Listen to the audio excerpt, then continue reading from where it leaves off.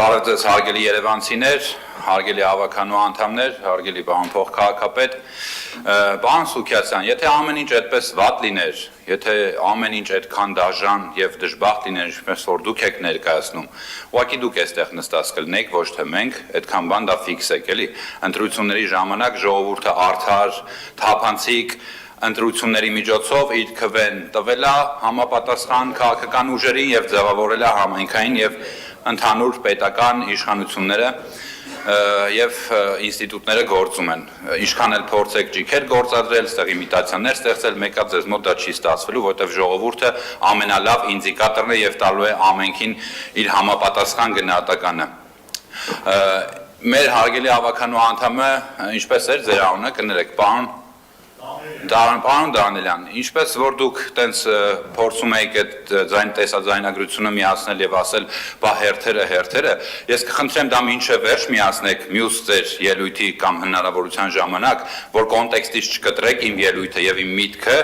եւ տրամաբանենք եւ տարբերակեք մեկը մյուսից, երբ որ ես խոսում եմ նրա մասին, որ թաղապետարաններից, թաղապետերը կամ վարչության պետերը կամ այլ ինչ-որ պատկան իշխանավորներ միջնորդություն չեն անում իրենց հարազատների, մտերիմների, երեխաների համար, որպեսզի նրանք առանց հերթերը խախտելով իրենց երեխաներին, այսպես ասած, տեղավորեն մանկապարտեզներում, եթե մեկը կբարձրանա եւ կկարողանա ապացուցել, որ իր երեխային կամ իր ծանոթի երեխային առանց հերթ, այսինքն հերթը խախտելով տեղավորել է մանկապարտեզ, ես ինքս ձեզնից ներողություն կխնդրեմ եւ ամբողջ մեր Երևան քաղաքի բնակիչներից ներողություն կխնդրեմ, դուք նման բան չեք կարող ապացուցել, դուք նման բան չեք կարող ասել եւ իմ խոսքը դրա մասին է եղել, որ այդ երևույթին տգեղ մենք վերջ ենք դրել։ Հերթերը միշտ կան, հերթերը բնականon հերթեր են, ոչ մեկ չի խցկվում հերթի մեջ, նորից եմ կրկնում, այդ ամեն ինչը ծրագրով կարգավորված է Երևան mանկապարտեզ.երևան.am կայքով օնլայն կարող հետևել բոլոր հերթերին։ Իսկ որ այս օտարված ժամանակին տենց ինչպես պարոն Սուքիասյան դուք ասում եք 3.4 միլիոն դոլարով վաճառքի է հանվել այս մանկապարտեզը նախկինում գործող, մի հատ եկեք հետ գնանք, էլի հետ հայացք նետենք, հասկանանք ձեր նախկին քաղաքական կնքահայրերը, երբ որ տենց օտարման տակ էին դնում այդ պետական գույքերը, մանկապարտեզներն ու դպրոցները,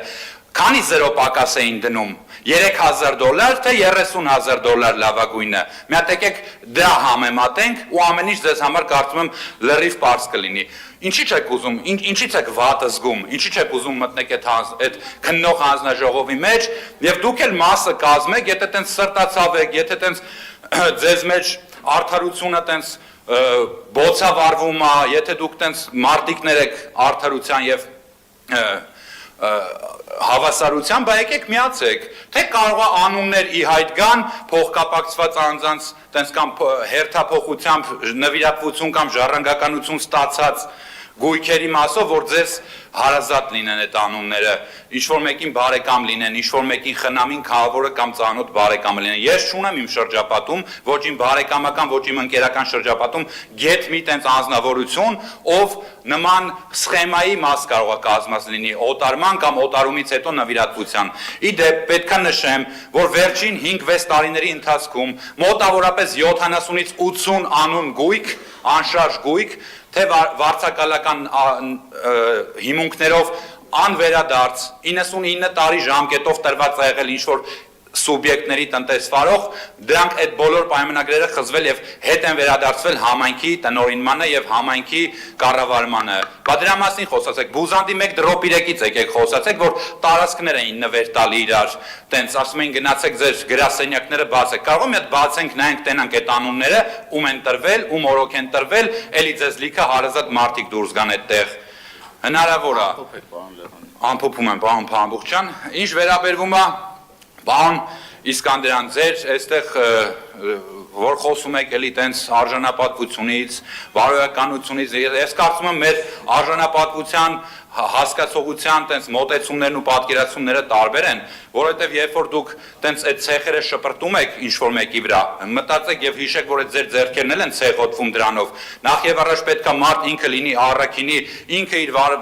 վարվելակերպի, իր գործողությունների մեջ լինի առաքինի, որպեսզի կարողանա օրինակը ծառայել եւ այստեղից ինչ-որ մեկին ինչ-որ մի բան փորձի հասկացնել կամ ինչ-որ մի բան մատնացույց անել։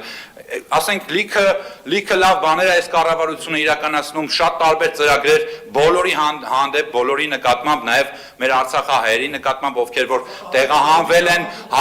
եւ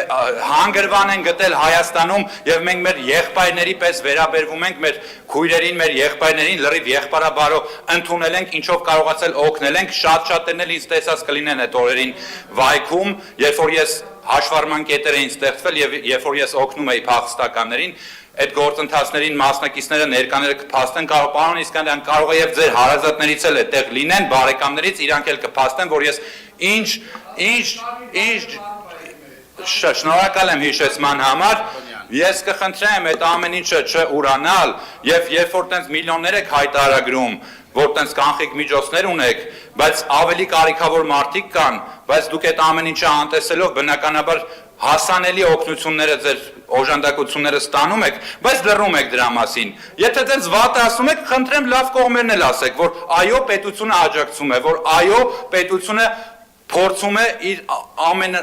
Արցախցու մատը մտած փուշը հանի։ Ինչով կարող, այդ լավ բաներն էլ ասեք, խնդրում եմ մի մոռացեք։ Շնորհակալ եմ, պարոն Սարգսյան, մեկ էլ եթե դուք վատ եք զգում, պարոն Սարգսյան, ստեղ եք, լսում եք, եթե դուք վատ եք զգում, որ իմ կոլեգան, մեր ավականու գործընկերը ձեզ ասել է կամ ձեր թիմին է ասել, որ փող բաժանողների կամ չգիտեմ ընտրությունները կեղծողների քաղաքական թիմի ներկայացուցիչն եք դուք եւ ձեր համար դա հանելուկ է եւ մի ընդհատեք,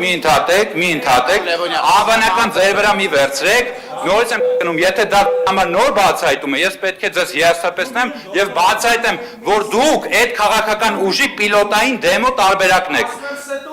Դուք քաղաքական ուժի, դուք ձեր ուժը, Արշակ ջան, հեսա ես քեզ կասեմ ով, ես քեզ կասեմ, դուք այդ չեք լսում, ավարտում եմ, դուք այդ քաղաքական ուժի, այդ ուժի դեմո պիլոտային տարբերակն եք։